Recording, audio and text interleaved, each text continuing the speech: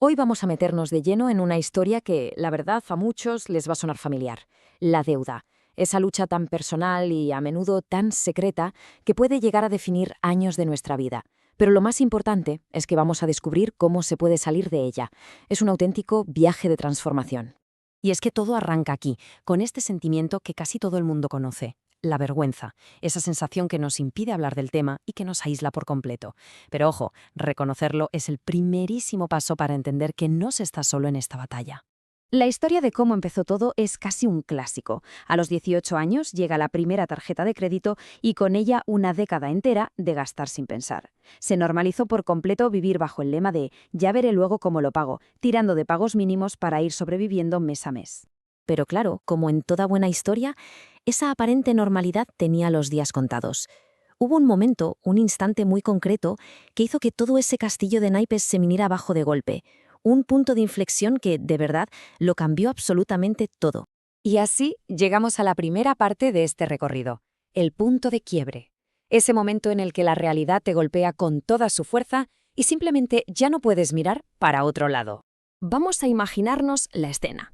Es un momento súper cotidiano y además público. En el trabajo vas a pagar el desayuno y de repente tarjeta rechazada. Esa pequeña humillación fue el catalizador, la gota que colmó el vaso y que obligó a enfrentar lo que se llevaba años y años evitando. Inmediatamente después de ese momento, vino lo peor: abrir la aplicación del banco. Y ahí estaba el desastre. La cuenta no es que estuviera a cero, estaba en negativo. Las tarjetas bloqueadas por no haber cubierto ni siquiera el pago mínimo. La foto completa era muchísimo peor de lo que se había podido imaginar.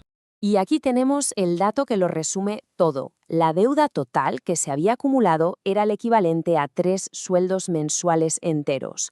O sea, el punto clave es este: no estábamos hablando de un pequeño bache, sino de un agujero financiero profundísimo que provocó una crisis de pánico y de vergüenza total.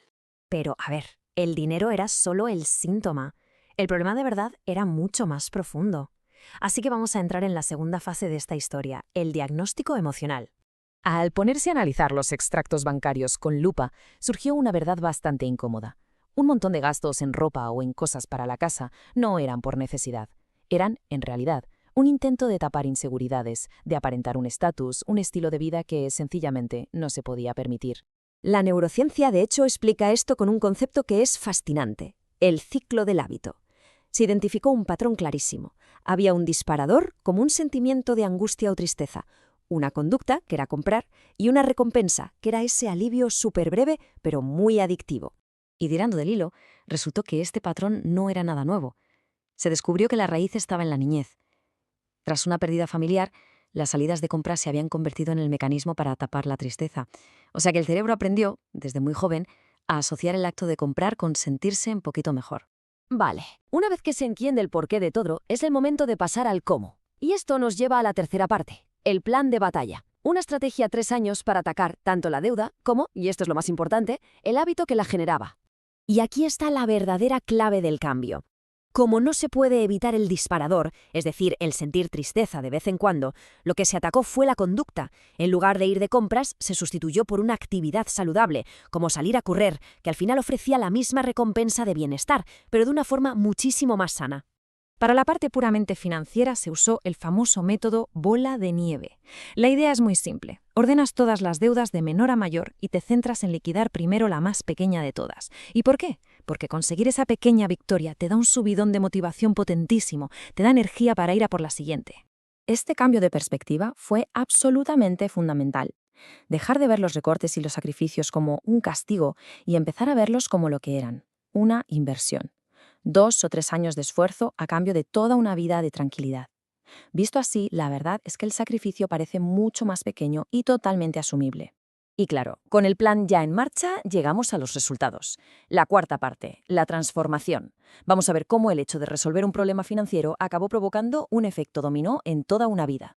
El primer gran cambio, y quizá el más importante, fue interno. Tomar el control del dinero no era solo una cuestión de números, era una forma de recuperar el control sobre la propia vida. Esto ayudó a reconstruir la autovaloración y la confianza que se habían quedado por el camino. Y con esa confianza ya restaurada llegaron los cambios externos. La fuerza necesaria para terminar una relación que era tóxica, para buscar un trabajo más sano y finalmente para emprender un camino propio. Y ya para terminar, vamos a destilar toda esta historia en unos cuantos consejos prácticos. La quinta y última parte, lecciones clave. Aquí tenemos los puntos esenciales. Primero, y esto es casi una regla de oro, nunca, jamás, pagar solo el mínimo de la tarjeta. Es una trampa. Segundo, un desorden financiero a menudo es el reflejo de un desorden interior. Tercero, y esto es vital, buscar apoyo y hablarlo. Y por último, algo fundamental, tener autocompasión. Habrá tropiezos, seguro, pero lo importante es levantarse y seguir adelante.